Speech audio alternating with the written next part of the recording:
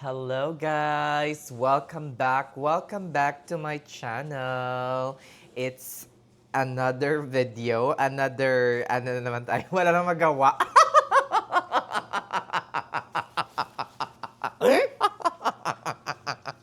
Sherlock! Ayan, pagpasensyahan nyo na yung tawa ko guys. Talagang ganun lang talaga ako tumawa. Anyway, another video, wala lang magawang content pala. Ay, nako, Sherlock. Shh! Hindi ko na yun i-edit, guys. Shalak. Ayan, welcome back to my vlog, mga Shalak. Ayan, another video, another word of encouragement na naman from me, mga Shalak, sa ating mga Conars na nagpa-process pa lang ngayon ng kanilang NCLEX, sa mga nagpa-process pa lang ng kanilang immigration journey or EB3 papunta dito at sa mga paparating pa lang na merong ID na good luck po sa lahat sa lahat. Na sana hindi kayo anong tawag dito? Kasi marami sa ating mga subscriber is wala pa dito. I think bulk ng mga nanonood sa akin is galing bulk talaga, parang napakarami. Sherlock. Ay, naano pa yung mic ko. Nakasando ako, guys. Di ka ba nilalamig? Diyos ko, Lord. Medyo umano na po ngayon dito. Medyo gumanda-ganda na yung panahon kanina. Medyo maaraw-araw na siya. Pero medyo malamig pa rin. Pero kumonti na yung lamig. Or hindi na siya masyadong malamig nung mga bandang hapon. Pero ang dinig ko sa forecast, lalamig ulit ngayong weekend. So, ay, Diyos ko, Lord, Sherlock. Sana naman hindi siya magpatuloy hanggang next week. Kasi right now, naka-work from home po ako. Online class from Tuesday up until Friday. Friday yung aming final exam and the next week, puro clinicals na. Napagitnaan. In which I'm very thankful kasi hindi maganda yung panahon ngayon. Especially hapon. Ayan. Para naman meron tayong gawin, di ba? Shal. Kaya nag-video na lang ako dito. Kasi kakatapos ko lang mag-review ng mga yung modules or workbook ko. So, inopen ko itong camera para naman kausapin kayong lahat. Di ba sana nag-live na lang ako, Sherlock, for all of your questions, queries na nababasa ko. Sometimes, hindi na ako nakakapag-reply masyado sa comment section. Pero I tried my best, maski late na, maski hindi na kagaya ng dati na parang every now and then kapag may nababasa akong comment, nagre-reply ako agad-agad kara-karaka. Hindi naman po ako nag-change, kaso nga lang, meron talagang mga tanong na hindi mo siya basta-bastang marereplyan, lalo pat factual question. Factual!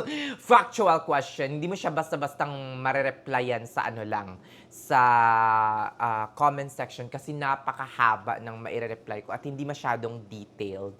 So, sabi ko, replyan ko na lang or sagutin ko na lang in videos. Isahan na para hindi na tayo type ng type, 'di ba? Ayan. Nahin natin ito. Hindi ko na-reply nito. Ang tagal na nito. 13 days ago. Shala, tagal na. Mag-work din po as nurse. Reply lang to sa parang my day ko. Mag-work din po, siguro ayusin ko na lang. Mag-work din po ako as a nurse. Asawa ko po kasama mga anak namin. Pero medyo nag-worry na po kami kasi laging laman ng FB sa iba't ibang states sa USA, puro pangharas ng mga ICE officer, napapanood namin. Paki-update naman po kami. Okay. Yeah, ako din nakakapanood ako ng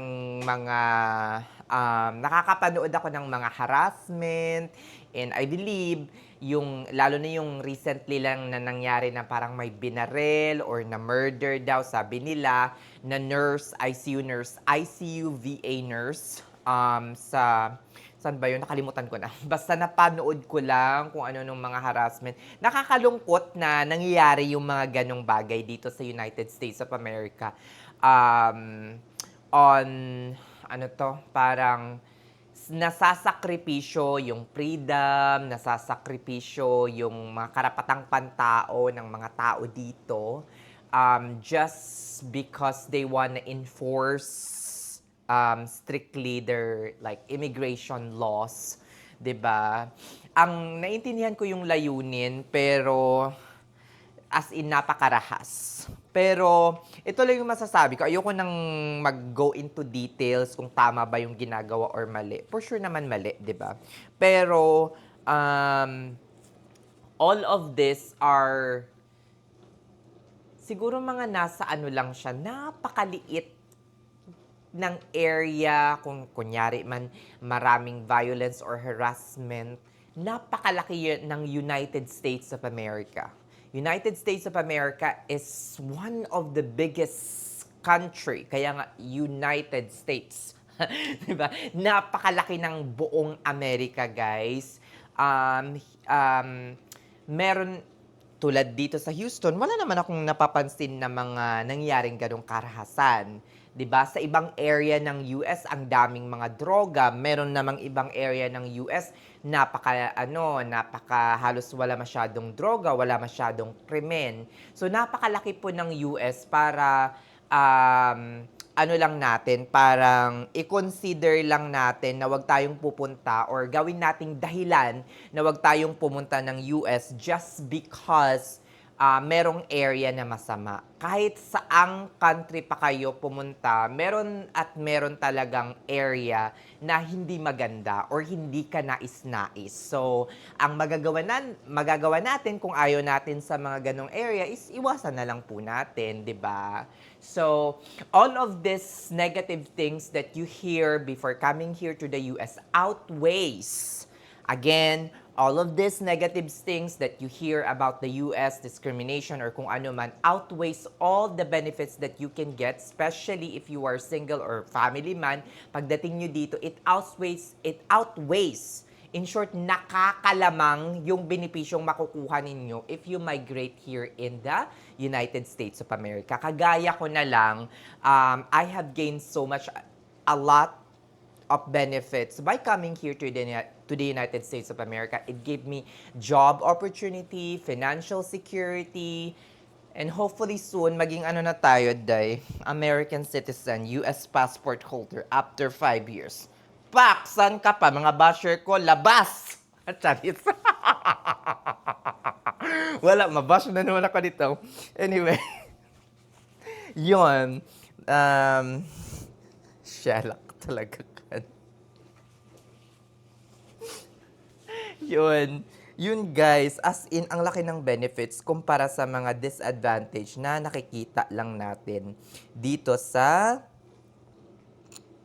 Amerika, di ba? Ayan. Basa pa tayo ng mga ibang comments. Sa mga nagtatanong pa rin po kung gaano ko kadalas lumabas ng United States of America, guys, as much as the answer is, there's really no definite frequency on how you can go out of the United States of America if you are a green card holder.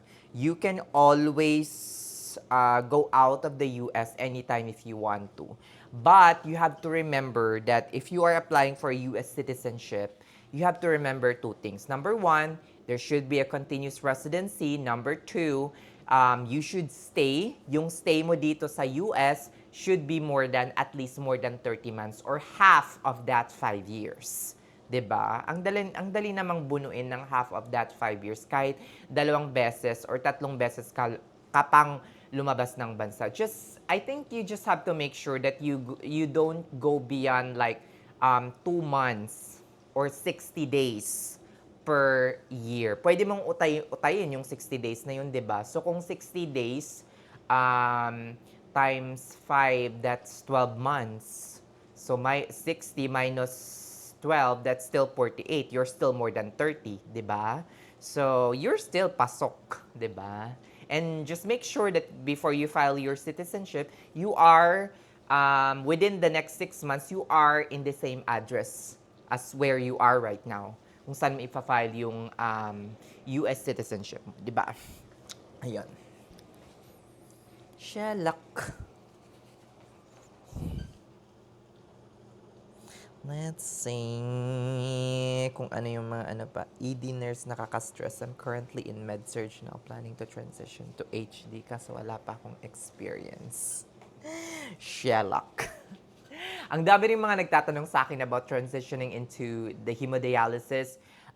If you are already here, guys, just PM me. I-refer ko kayo. Sayang ang referral. Charis, joke lang yun. Even if you don't have experience, you can always go into dialysis, guys. For as long as that you're already here. But I don't think hemodialysis company or hospital will recruit you internationally. Like for example, kung nasa Pinas kayo and you want to work hemodialysis here and you don't have hemodialysis experience, nasa med-surg kayo, baka hindi kayo tanggapin. 'Di ba? Kailangang hemodialysis talaga yung experience ninyo. Meron ng mga iba, like for example, they were hired as a med-surg nurse even if hemodialysis yung kanilang experience coming over here. If you were hired as a med-surg nurse, they have to accept that med-surg nurse position. Kasi mas needed kayo sa med-surg as mas in demand or nangangailangan ng Amerika ng med-surg taka mga progressive care unit, PCU, or mga step down, mas nangangailangan talaga sila doon, guys. Kaso, Diyos ko Lord, nakakaloka. Nakakaloka. Imagine niyo guys, narinig ko kanina lang sa sa mga before kasi akala ko magta-travel nurse ako. That's really my plan. In fact, meron na akong na-signan contract, nag-back out lang talaga ako kasi nga dumating itong hemodialysis nurse opportunity for me and I want to grab it since the opportunity is okay, the rate is okay. Tapos nandito pa ako sa Houston, I don't have to travel, mga ganun. So sabi ko, tanggapin ko muna to. But anyway, nandun ako sa mga group na yon. And right now, I know some people na nagpo-post sa group na yon na pumunta sa sa New York strike ngayon. Imagine niyo guys, they have vented patient right now in a med-surg floor. They have as in guys, nagle-levo-fed, uy, Diyos ko Lord. Sa amin, I can still remember if the patient has unstable by blood pressure, hemodynamically unstable, tapos naka-levo-fed, you have to titrate it once in a while ng masinsinan, mga ganon. As in, nasa ICU talaga, guys. Diyos ko, Lord, Levoped, nasa regular med-surg floor siya, tapos vented pa. Maski sabihin mo pang hindi naman masyadong, hindi masyadong toxic, vented, nasa med-surg floor. Diyos ko, Lord. Kaya nagpo-protesta itong mga staff sa New York or nag-i-strike dahil sa kawalan ng maayos na stopping ratio at patient assignment. 'Di ba? Shalak.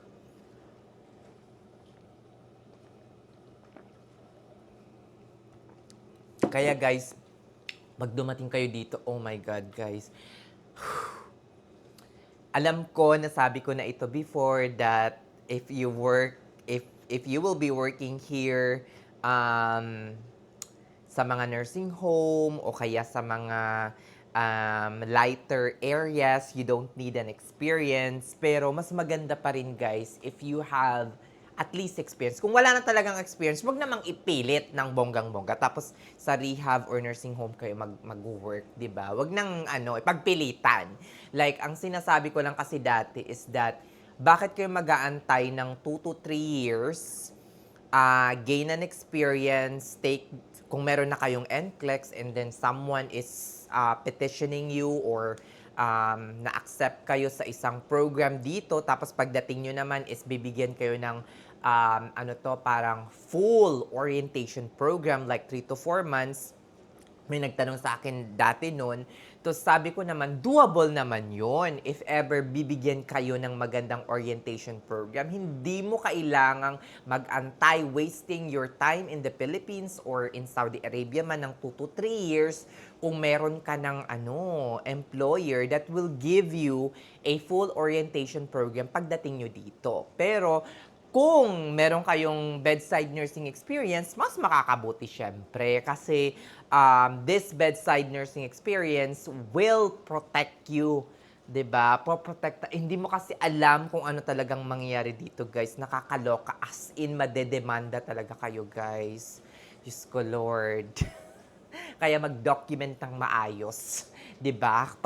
Pag nagdo-document dapat factual, parang maalaala mo kaya talaga, besh, lahat isulat. 'Di ba? Di bali ng matagal at late makauwi basta kompleto ang documentation because believe it or not guys, kapag nagkaroon na ng peer review or investigation or na-report kayo sa Board of Nursing, no one can save you. Your hospital will not save you. Your manager cannot save you. Only your documentation. Yun lang ang makakapagsalba sa lisensya ninyo. And remember, guys, itong lisensya natin, ito lang yung, dahilan or ikinabubuhay natin. Kaya take care of your license as much as you can. Accept assignment that is doable or accept assignment na safe kayo at kaya ninyo. Kung hindi nyo kaya, do not accept it, guys. You will not be, I think you will not be accused of patient abandonment kung hindi nyo naman inaccept yung patient assignment. Kung inaccept nyo na, tapos sa kalagitnaan, mag-ano kayo, magreklamo kayo, ganyan-ganyan, doon merong patient abandonment. Pero before you, kaya nga, you have the sole responsibility as a nurse na tingnan kung ang lahat ng ina-assign na pasyente sa inyo ng charge nurse is makatarungan ba or safe ba? Kung hindi safe, do not accept. 'Di ba? Hindi yung mag-aalboroto kayo tapos na-accept nyo na yung patient assignment tsaka kayo mag-aalboroto na para kayong bata na magta-tantrums, 'di ba? No, don't do that. Once you accept the patient assignment, you accept the nurse legal responsibility to take care of that specific patient. Diyos ko, Lord. Basa muna, Day. Charis, joke lang yun. Wala, ano naman ako dito. Mga syalak kayo. Uy, syalak.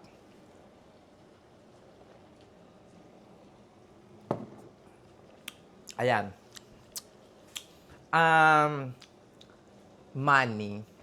Marami pa rin ang nagtatanong sa akin kung worth it ba daw in terms of money, guys. As in, paulit-ulit ko na ito, pero naintindihan ko naman because money is really everything. Ito ang rason kung bakit tayo umalis ng Pilipinas, kung bakit iniwan natin ang bansang Pilipinas. Because money and opportunity as well. And bakit tayo from Saudi Arabia lumipat dito, from UK lumipat dito, from Canada, ang dami kong kasabayan na lumipat from Canada going here. This is, for me, when it comes to monetary compensation, this is the best place.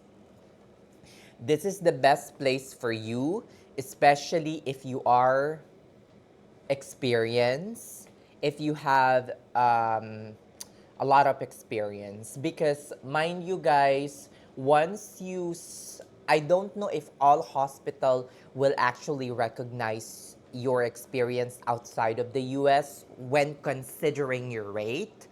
But I can assure you, if in all applications that I have made, I have gone through a lot of job applications for the last 6 to 8 months and offers, di ba nga, umalis ako ng Ohio. So nag-apply ako locally dito. All of my experience are being considered or was considered in determining hourly rate. So I am just so thankful. Just make sure that all of those experiences can be verified through your supervisor, HR, mga ganon.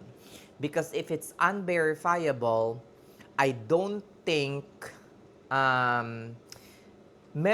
nagka-problema ako at once instant in verifying one of my employer kasi hindi sila sumagot, and then naintindihan ko naman because they call on the, I think tumawag ata yung ano, 'di ba advance yung relo or time sa Saudi Arabia.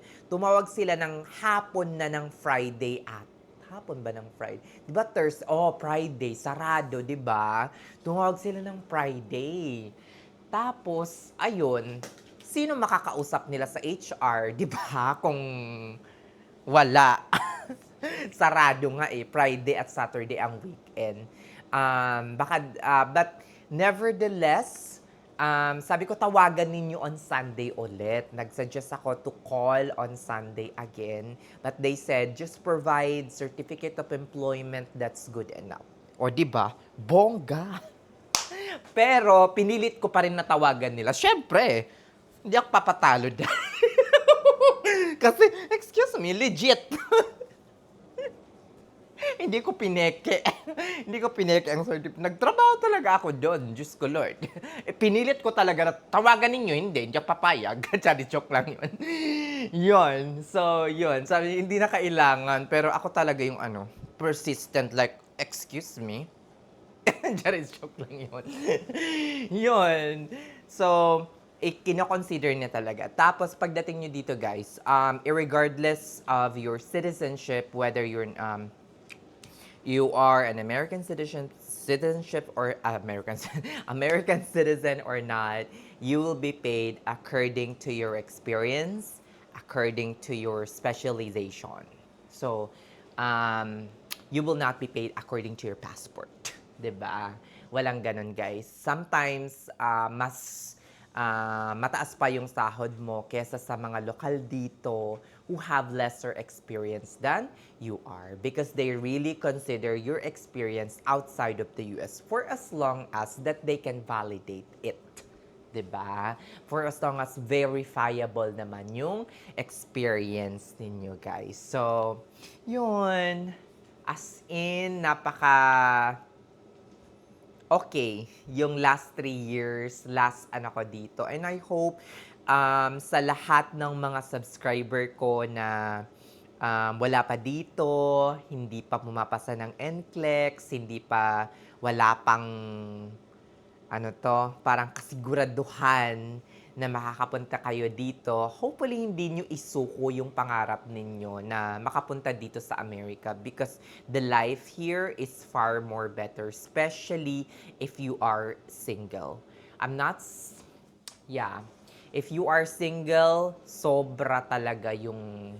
Kasi pagdating nyo dito, guys, imagine nyo, guys, yung laki ng sahod ng isang registered nurse, no discrimination when it comes to your citizenship. You will be paid according to your experience, according to your specialization, kung gaano ka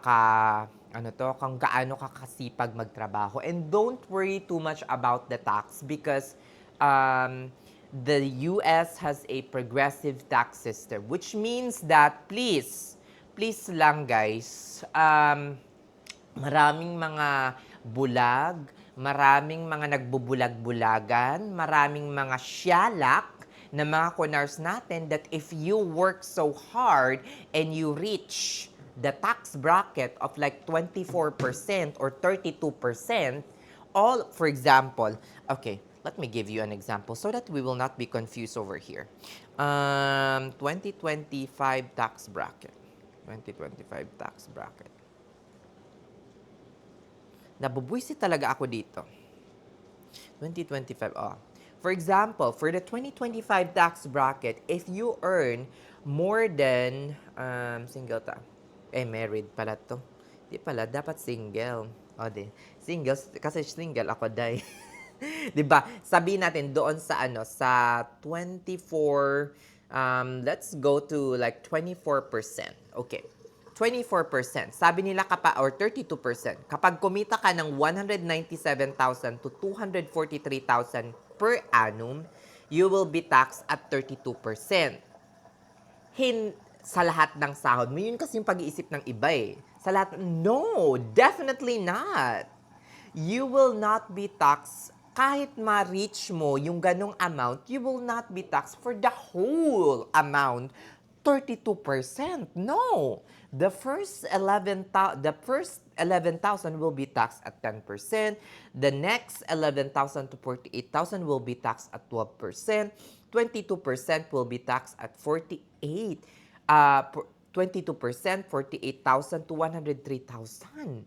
And then 24%, your money from 103 to 100, hindi po ganun yung parang, oh, you will be taxed lahat 32%. The whole 200,000 will be taxed at 32%.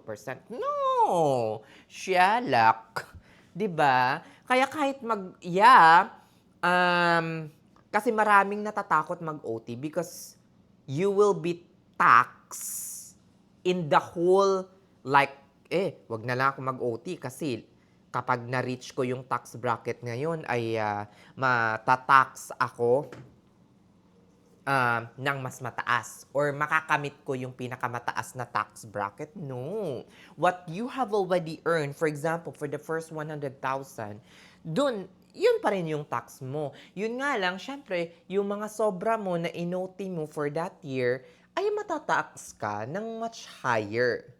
Like, for example, matatax ka ng more than what you are expected doon sa money in excess of your, tax bracket. Shylock. Yung pag-iisip kasi ng iba ay lahat, pag na-reach mo yung ganong tax bracket, is lahat ng maapektuhan yung mga previous na mga kinita mo na, okay, itatax din siya ng 32%. Or itatax din siya ng 24% instead of 22%. Diba? Shylock. Maraming natatakot na mag-OT dahil doon. Pero ako, hindi ako natatakot mag-OT, guys. Kung merong pagkakataon na mag-OT, nag-OT ako. Shylock. 'Di ba? At saka, tingnan nyo nga naman, no, yung 24 tsaka 22%, wala ring halos pinagkaiba. 2% lang ang 'di ba? At saka 24% hanggang 197,000. O, 'di ba? 22 at saka, Diyos ko, Lord. Shylock. So, sa lahat ng mga ka-nurse natin na nanonood sa akin, oh my God, ang haba na ng natin, 27 minutes. Sa kakakwento ko sa inyo, guys. Hopefully, na-encourage ko kayo at na mga na pumunta dito sa Amerika. Nakakaloka. Hopefully, sa mga magte-take pa lang ng NCLEX, guys, kung gusto nyo talagang pumunta dito sa Amerika, regardless of whether nandito si Saddam Hussein, charis, joke lang yun. Irregardless kung magulo man or hindi, I don't think magulo ang US. I don't think so. Kasi, ang lawak ng US para maging deciding factor niyo yung mga nangyayari sa kung saan man. I'm not so updated kung saan man, sa New York, California, Minnesota, or kung saan man. 'Di ba? As in, huwag kayong papa-apekto sa mga news. Sometimes, itong mga news organization are just exaggerating what is going on here.